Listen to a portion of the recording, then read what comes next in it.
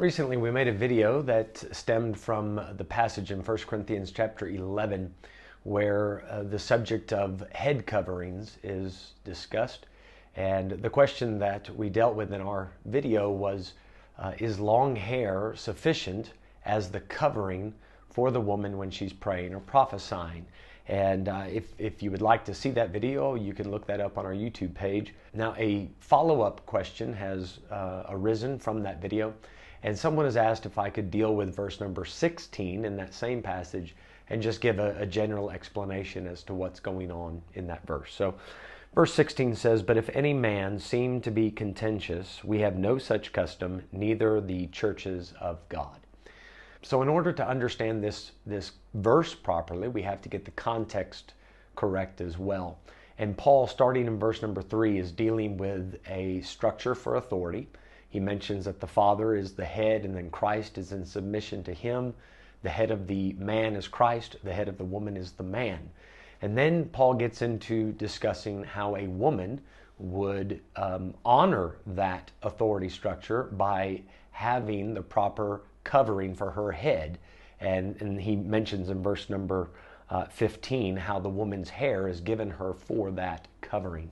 There's nothing in the passage that says she needs to add anything additional to the long hair. But by a woman wearing a woman's haircut, if I can put it like that, she is acknowledging the difference that God has placed between men and women, and she is recognizing that her head is the man. So this symbolic gesture of her having long hair recognizes God's structure for authority. Later on, as the passage continues, he also points out that nature itself teaches us that a man should look like a man, a woman should look like a woman. And Paul, rather than appealing to a verse of scripture from the law or anything like that, he says in verse number 13, "Judge in yourselves, is it comely that a woman pray unto God uncovered?" So Paul is appealing to their own common sense here. He's saying, judge this in yourself. You answer this question for yourself.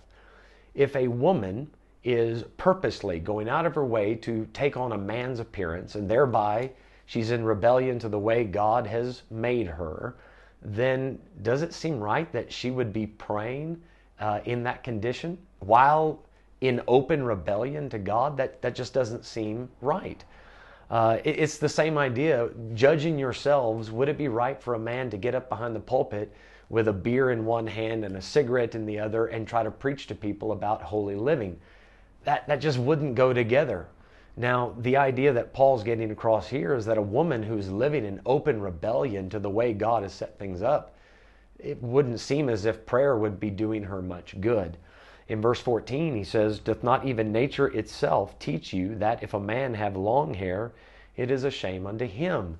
So again, Paul, he's not appealing to any verse from the law. He could have, but he didn't. He says, listen, use just your own natural reasoning here. Doesn't nature itself teach us that a man should look like a man and a woman like a woman? It looks wrong. Something just doesn't sit well with our eye when we see a man trying to take on feminine characteristics. In other places, in the same epistle actually, in 1 Corinthians chapter 6, Paul mentions how some of the Corinthians at one time before they were saved were effeminate. So it's obviously something that the Corinthians were familiar with. And he says, listen, the argument against that, well, at least one of them, is nature itself. It just doesn't look right for a man to have those feminine characteristics. So building on that, what we know about the context, Paul concludes this passage by saying, "But if any man seem to be contentious." So if anyone wants to continue arguing the point and say, no, it doesn't matter if what kind of haircut you have or what kind of outward appearance there is, just do what you feel like doing. If anyone wants to continue arguing this point, then there's one other thing that you need to consider. He says, we have no such custom. So the we, I believe he's talking about the apostles. And then he says, neither the churches of God. So Paul is now appealing to the apostles who founded the churches and the churches themselves. That would contain all the Christians in them. He's saying, look around in all of the churches.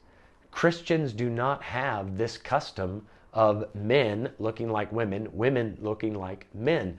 The Spirit of God doesn't lead us to do that. So if someone doesn't want to accept the answers that Paul has already given and the explanations in this passage of why a man and a woman should have different appearances, the last argument that Paul puts forth is listen, if you still want to argue, look around. No other churches are doing it the way that this contentious man is claiming it should be done. The apostles and the Christians in the early church, they recognize that there should be a difference in the appearance of the two genders.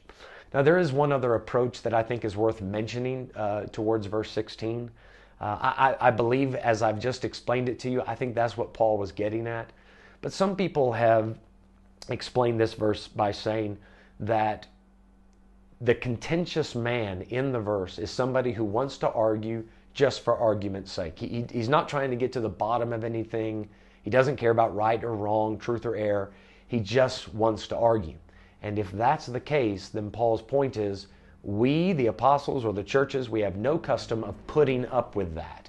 We will not entertain such a person or just argue for the sake of arguing. We would shun that type of behavior and move on. So I believe if you read the Old and New Testament, you would find that as a valid point. The churches and the people of God are not supposed to argue for argument's sake. However, I don't think that's what Paul was getting at in verse 16. But I like the principle behind that, so I believe it's at least worth considering. So I hope this has helped explain the passage a little bit better and verse 16. If there's any further questions about it, please feel free to leave it in the comment section below. If this video has helped, you can click the like button. If you'd like to follow along with our Bible Q&A vlog, you can click subscribe. Feel free to leave a Bible question in the comment section below or visit us on our Facebook page, Bible Baptist Church of Potch. And if you live in town, we'd like to invite you to one of our services, and we hope to see you soon. May God bless and have a great day further.